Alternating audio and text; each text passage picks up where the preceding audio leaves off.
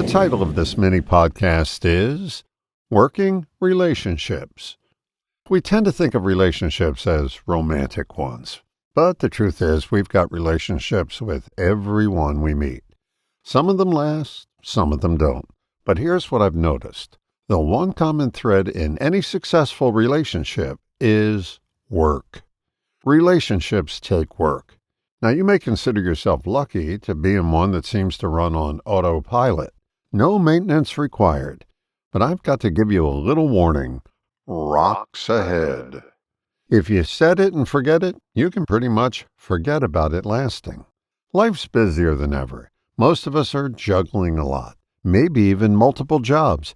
And if you're a parent, you definitely have multiple jobs, even if your paycheck only comes from one place. Your time isn't your own like it used to be.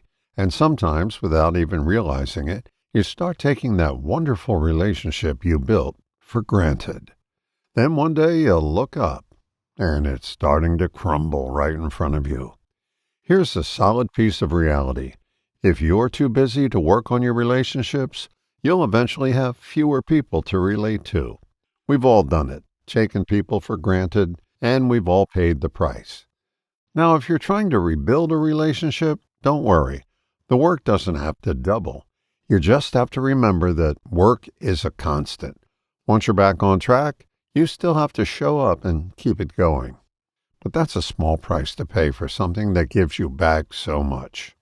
And if you find yourself unwilling to do the work, that might be a sign that maybe you don't really want to be in that relationship anymore. That's valuable information too. But before it gets to that point, you have a choice. Put on your work clothes or stay on the couch. One says you're ready for relationships. The other says you're just a slouch. All the best, John.